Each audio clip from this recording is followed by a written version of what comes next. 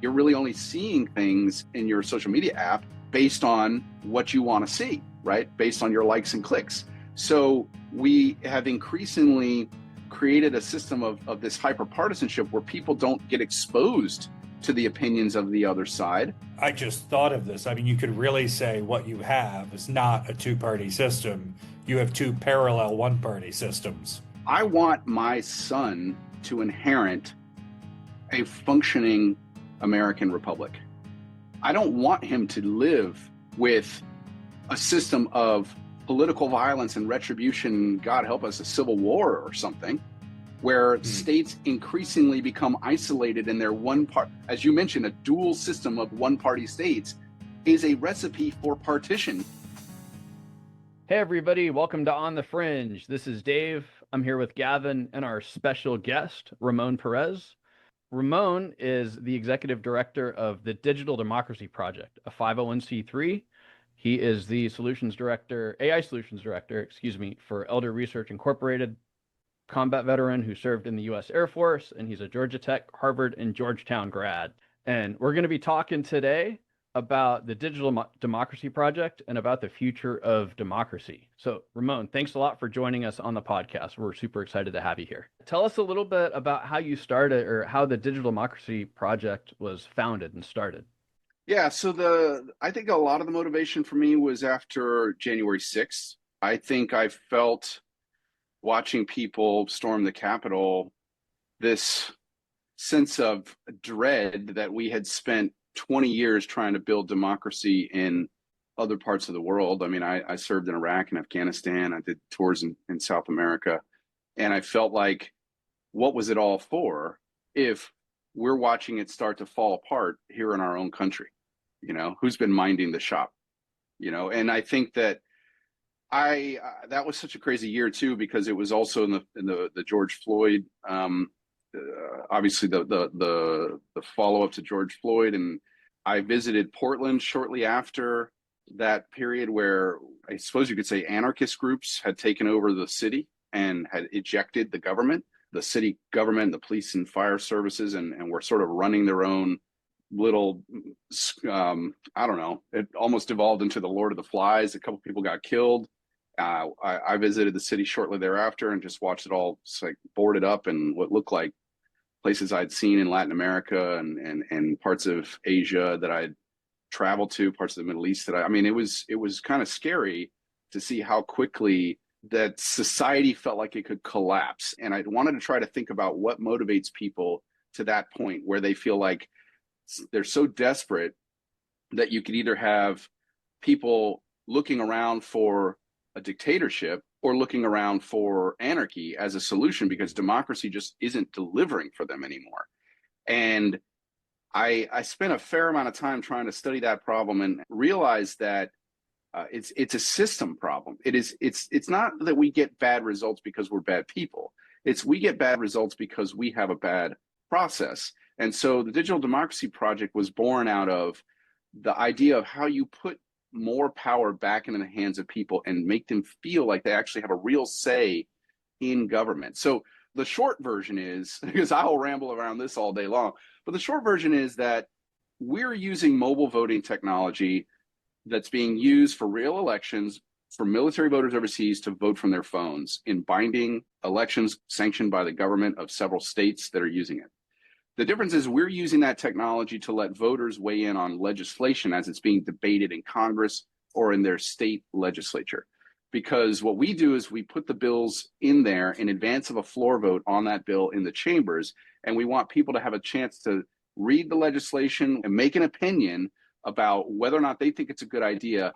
The votes get captured on a blockchain. We verify people against the voter file so we know that they are in a given district. We verify them with photo ID that matches their face, so we know that they're real human beings, and they match the file. Their votes get recorded on a blockchain so that we can have confidence that there's no manipulation of the vote in the process. And then we report out the results to our website, and we provide that information to legislators so that they can see what their districts want before they take a vote. But at the end of the session, what we do is come back and say, here's what people wanted in the app. and here's how every legislator voted on the floor, so we can compare them and say, how often did every legislator match the will of the people? And they each get a scorecard, which is very much like a baseball card, which just simply shows, here's the number of times they did what the people told them to do, and here's the number of times they didn't, and they just get a grade. So we want that accountability. Otherwise, there's really no point for people in taking the time to educate themselves on the bills and form an opinion if they don't get some payback for that at the end, and being able to use that concrete data when they go to the polling booth in November and decide, should this guy keep his job or be replaced by somebody who can do a better job. Right. Living in Texas, where I am now, there's been redistricting here. There's also been a lot of redistricting across the country in California and Virginia. You also had a in my state of Florida, just went through that last week. Mm-hmm. Yeah. So you've got redistricting going on, and I think a lot of people are starting to feel apathy around the country, where you're essentially being locked out of the process if you are from a different political party that's not from the same party that's in charge of your state. That's right. I mean, and it's not unsurprising. I think there was a Princeton study a few years ago where they studied the polling data on a given bill, and then whether or not the bill was likely to pass, given what the population wanted, and found that there's basically statistically zero chance that the desires of the people would influence the outcome of the bill.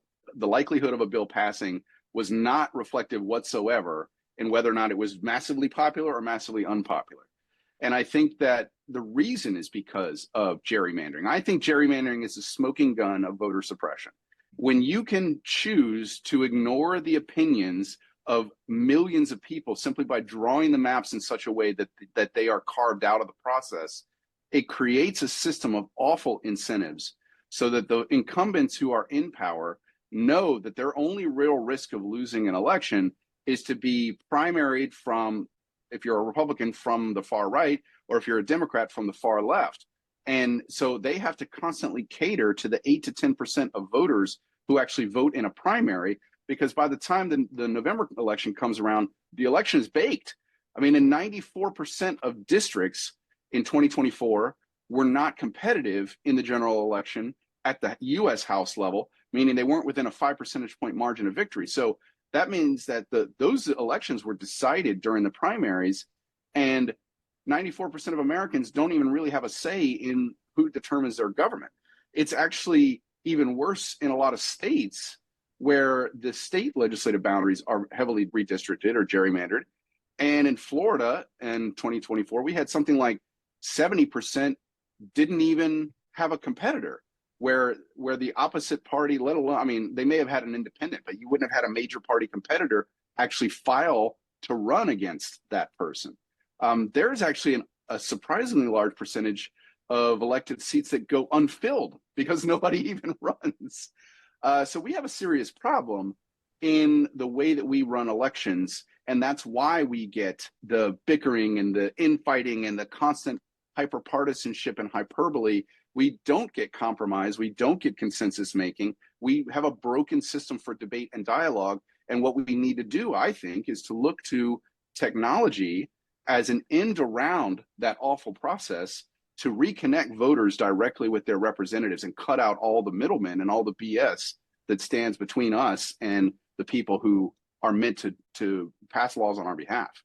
Thank you so much. I mean, that's really, when you put it that starkly, I think it's going to be absolutely shocking for Americans and non-Americans alike listening to this to really take in how uncompetitive our electoral system is.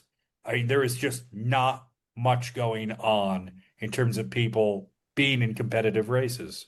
And absolutely, Gavin. I mean, it's 80% of Americans live in a state where one party runs the governor's mansion, both chambers of the legislature, and has a majority of the seats in the Supreme Court of their state. It's so bad. It's the worst it's ever been. And to suggest that we still have a two-party system, I think, is laughable. People always talk about the problem is a two-party system. We don't actually have a two-party system. For all practical purposes, most Americans live in a one-party system. And they have no opportunity to influence the outcome of that system, which is completely dominated by party insiders. I just thought of this. I mean, you could really say what you have is not a two-party system. you have two parallel one-party systems Yes. that are sort of symbiotic. Yes. Yeah, the one thing they agree on is rigging the election system. That's the only thing Democrats and Republicans agree on, is making sure that there's no true competition. They will happily carve up these districts. I mean, California uses the same process as Florida. I like to point out to, we went through a round of gerrymandering here just last week. And I complain about it to my Florida friends, and they'll say, "Oh, well, it happens everywhere. It's just a part of the process." And I say, listen, you might be happy about it in Florida because you're a Republican, but there are more Republicans in California than there are in Florida. So the Republicans in California outnumber in total number of people, but they get 8 members of the U.S. House as the California Republican delegation, whereas the Republicans in Florida get 20 members of the U.S. House. They're about to have 24 members of the U.S. House after the latest round, and the California Republicans are going to lose seats. I think they're going to end up with like 4 seats out of a state with 53 districts. I mean, how is that democracy? It's not. It's intentionally not. And so we need to start by recognizing the fundamental structural flaws and the inherent conflict of interest that we have, which is that we allow the people who run for election to be the people who write the rules on election laws. That is an inherent conflict of interest. Other countries have solved this problem with an independent election commission. Mexico, for example, and actually Mexico recently did their national election where millions of people had the right to vote by phone, by the way. When you have that level of independence, and you can be really creative and innovative in the election process because it's an independent election commission. You take out the partisanship and you just say what's best for the voters to give them the access to the ballot. And so I think they're being quite groundbreaking. The Estonians are quite groundbreaking on this. They've been voting online for 15 years now. There are places that are doing it well. And unfortunately, the United States, as innovative as we are in the technology landscape and in so many other ways, culturally and otherwise, where we have fallen far behind is innovation in democracy, the very thing that Americans believe is essentially what we came around to do.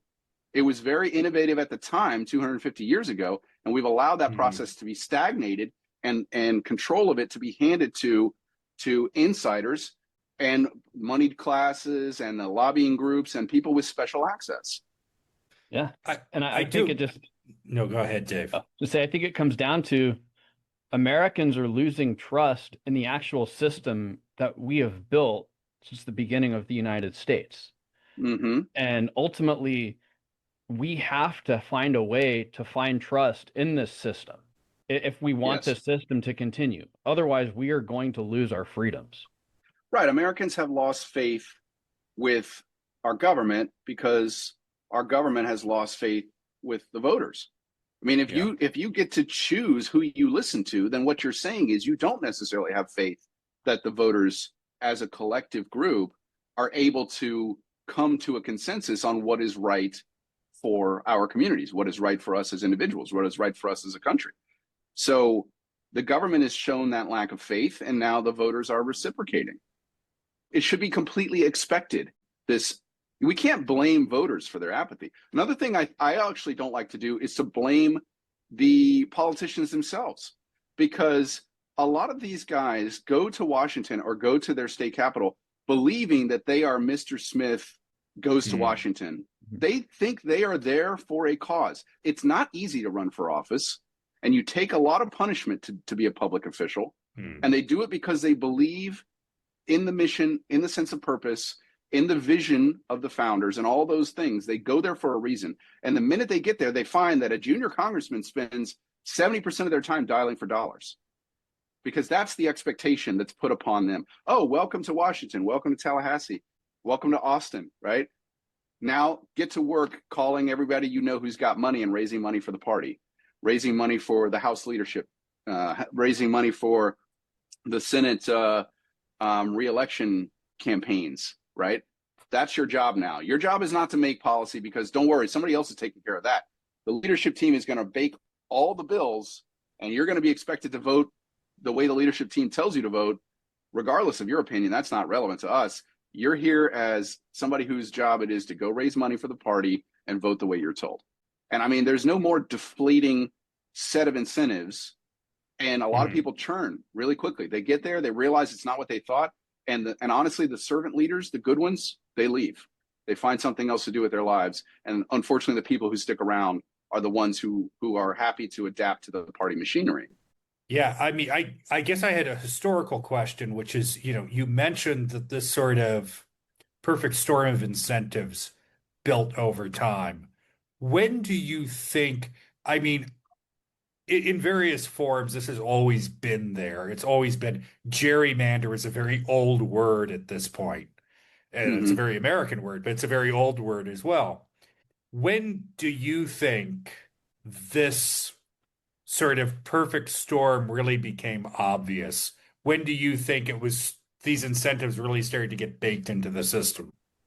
Yeah, I mean, gerrymandering basically became surgical when you could combine really high quality data with the voter files and make very accurate predictions about how someone was likely to vote, whether or not they were likely to turn out, and then put high performance computing to draw maps that are so surgical that specific blocks of a neighborhood can be carved out of that based on the expected predilection of an individual in a house to vote in an election.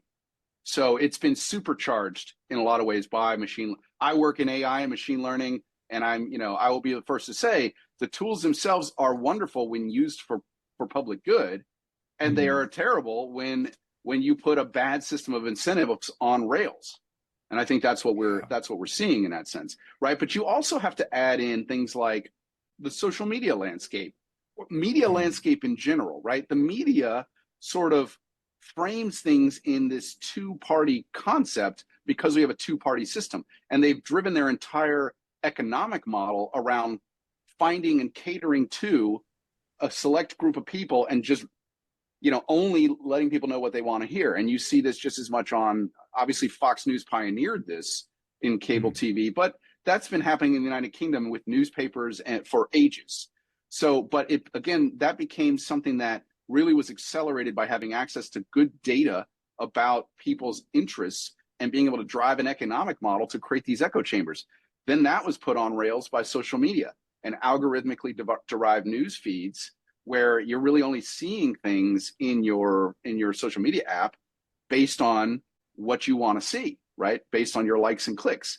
So we have increasingly created a system of this hyper-partisanship where people don't get exposed to the opinions of the other side because of the media bias. So I come back to the fact that how do you deal with all these middle layers that create information asymmetry? It makes it very hard for us to know what policies are even being debated. It makes it hard for us to get access to our legislators and provide our inputs to our legislators because they're not accountable to us. It makes it hard for us to have any real transparency so we can even understand what's going on. And that is so much of what our mission is about, is reconnecting that on that very basic principle, like George Washington's concept of the modern day Cincinnatus. You get a public servant, just a member of the community who wants to just go and be a good representative for his community. And the members of that community have a direct line to him or her, and that person votes on their behalf. How do we get back to that basic premise? And I happen to think that now we have the tools where we can provide verifiable inputs from that community to that representative using mobile voting software. But I think it's just equally important that we talk about the fact that AI has now allowed us to really go after that information asymmetry problem. Legislation is written by lawyers for other lawyers, for some future judge. It's not written for those of us to understand. It often has to be interpreted by journalists. So depending on which journalistic outfit you get your news from, you get a different interpretation. Yeah. What AI gives us is the ability to rapidly read and summarize in plain language. What does the bill actually say? We've got a chat bot now on our website where we load all the legislative text, many hundreds of thousands of pages, into its knowledge base, and you can ask detailed questions about a given bill. You can get up-to-date information about who voted on that bill and how did they vote, so that you can inform yourself about what does the bill do, what are the pros and cons of passing this legislation, which organizations out there have taken a public stance either supporting or opposing that bill, and maybe I align with some, maybe I don't, and inform yourself so that then when you go into the mobile app to vote on it, you feel really confident that you know what the bill does and you can take a position. Because I think that those are really key elements that AI gives us now that would have been impossible 5 years ago. Yeah, and just to piggyback off of that, the Supreme Court decision a couple days ago with Louisiana's congressional map, I was looking at that. Gavin also was looking at that. Yeah. And it's very, very hard to actually understand what it says. So I plugged that into ChatGPT and I said, what does this mean? And then in plain language, it was saying something like, well, it's been decided that it's unconstitutional because it relied too much on race without justification. And it's like, that makes it much easier for me to understand. I don't have a legal background, even though exactly. I can kind of understand, okay, this is what it's talking about. It's so pinpointed on a couple of specific words and how those words are actually used, where I don't clearly understand what they're saying. And I was saying, oh, to ChatGPT, is this what it means? It's like, not quite. Okay, is this what it means? Not quite. So there's a really, really small nuance in the Supreme Court decision that I'm not going to be able to pick up, that other people are not going to be able to pick up either. And that's we as the voters have the right to know that this is what's been decided. And this is the tools are pretty amazing for getting us access to information. And I think that's where AI plays an incredible role. The ability to rapidly source from billions of documents and be able to provide insights to people rather than just a fire hose of information. To me, that's the real promise. Obviously, now it comes down to who's using the tools and how are they using them. Are they generating a bunch of deep fakes and trying to scam you out of your retirement savings, or are they actually using it like we're hoping to do, to use it to educate the public and give them a greater sense of access and accountability and agency in a process that feels like it is no longer listening? Yeah, I mean, that's the hope, isn't it? That's sort of the great big hope of this. And yeah, I mean, as you pointed out, there's so many pitfalls. There's so many things that I think inherently scare people about the use of these tools. But there are ways in which it can help people. And again, I think something that you mentioned that isn't talked about enough is the sheer volume of legislative documents, of legal documents that are produced by various branches of the United States government. People just don't have the time. The average citizen doesn't have the time or inclination, or probably financial ability, to sit down with those documents, go through all of them and go, oh, now I have an informed opinion.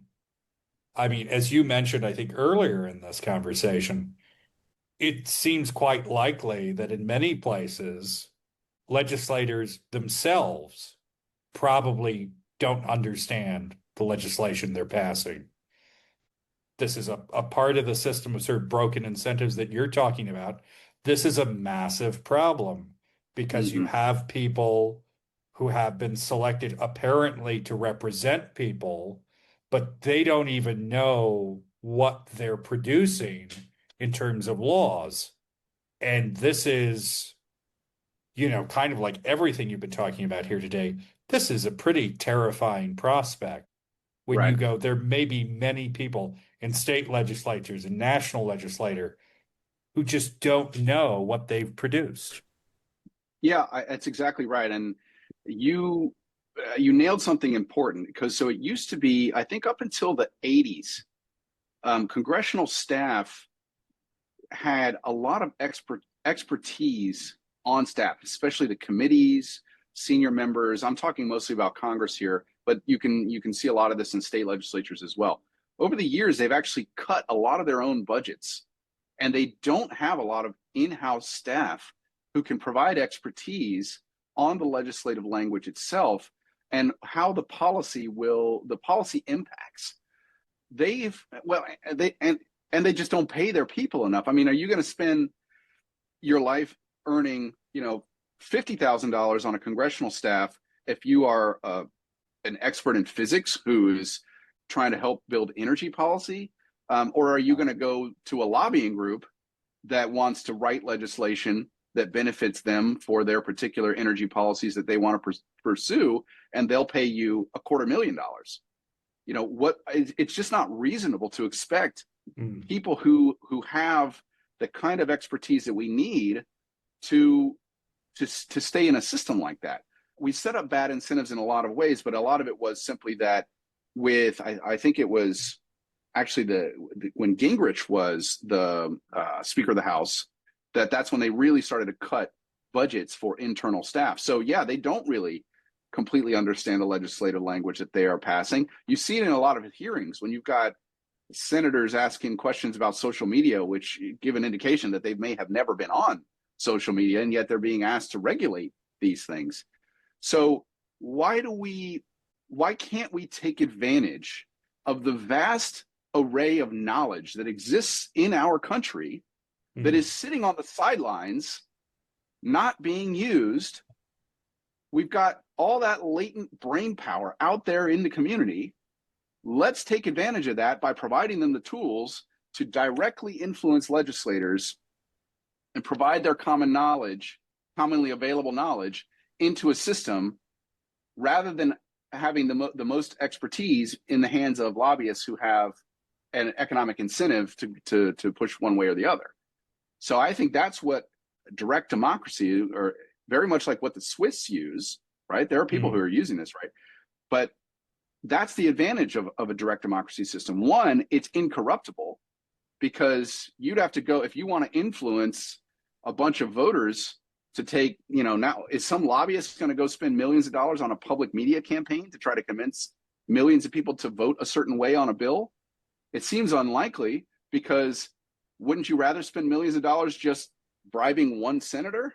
I mean, if you got millions to spend, wouldn't you just spend it on the one person whose vote you can sway, rather than trying to convince millions of people in a direct democracy? I think that's why it's in the system that we have is much more corruptible, and we see it in our public campaign finance system. We're seeing it in all the insider trading that we're having. I mean, the level of corruption right now is actually almost comical in how in your face it is, in the administration, in members of Congress. I mean, the guardrails have seemed to have come off, and there is no accountability whatsoever. I think the incentives aren't there. Yeah. Because the incentives are to make money, and everyone's trying to make money. That's I think really, really brilliantly put. I mean, and again, there's something attractive about the idea of making the system uneconomical for bribes. Right. But that's kind of completely out of it. Yeah, but I think that's kind of the point where we've gotten to, where you really are going to have to do something like that. And, we keep coming back to it, and we're not dancing around it necessarily, but lobbying. So much of this can be just drawn back to lobbying. I know the last time we talked, I brought up Citizens United. I mean, this is still decades later, this is still a very latent issue where if you go to other countries, including countries where lobbying's maybe just as big of an issue, and you explain that decision, people will sort of look at you with their jaw on the floor because they can't believe that passed. And again, it goes back to what you've been saying throughout the entire conversation. That is an incentive for people. You can't really blame them for following the incentive. They have been told that this is something that is good, and they're going to follow it. And, again, until that is addressed in the sort of productive way that you guys are trying to do it, I just don't see it changing. Right. And I mean, you are a professor of history, right? And so I think you can see where if you have a bad set of incentives and over the course of time it doesn't get corrected, eventually you get political violence. And now we're starting to see the effects of this. right? Yep. I mean, there's the third assassination attempt against Donald Trump, and there have been members of Congress who have been assassinated. Well, Gabby Giffords was attempted to be killed. She survived, but you've got this accelerant that has been added to a system of bad incentives, and that is unsustainable. It does feel like a perfect storm in so many ways. My motivation for doing this, maybe coming back to the very beginning of the question that Dave asked, was that I want my son to inherit a functioning American republic. I don't want him to live with a system of political violence and retribution, God help us, a civil war or something, where states increasingly become isolated in their one part. As you mentioned, a dual system of one-party states is a recipe for partition. You live in India, right? You don't want to create a recipe for partition. We need to realize what the consequences of that actually is for people. And I think that means it's all hands on deck right now. Anybody who's got the ability, because we can't count on politicians to come to save us. We cannot count on some knight in shining armor. It is down to all of us to do anything in our power to save our republic. And what that means in my mind is building a vision for democracy that will get us to the next 250 years, because what we've got right now is coming to an end, and we need to design the new version. Wow. Okay. Well, I think that's a fantastic place to end this conversation. Thank you so much, Ramon. That's been incredible. Dave. Well, it's been a pleasure to talk to you guys. And I do want to say, too, that obviously to your listeners, please check us out, digitaldemocracyproject.org. But I'm grateful for you guys for bringing these ideas to light. We're going to need people in independent media to bring this forward, because corporate media is not going to be the path. So if we're being realistic, how do we get the message out? It's going to be people like you guys, independent media, who can help spread this word.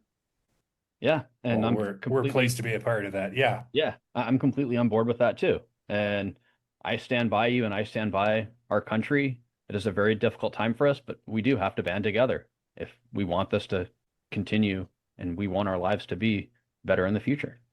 Absolutely. What is the America that our grandchildren will inherit? That's what we're building right now. Thank you, guys. Thank you so much, Ramon. Thank you, If Ramon. you would like to like, comment, or subscribe, that would be much appreciated. Once again, big shout out to our On the Fringe community, and you'll see us again soon on the Fringe. Dave? What time is it? It's button time. Button time. Do do do do. Do do do do.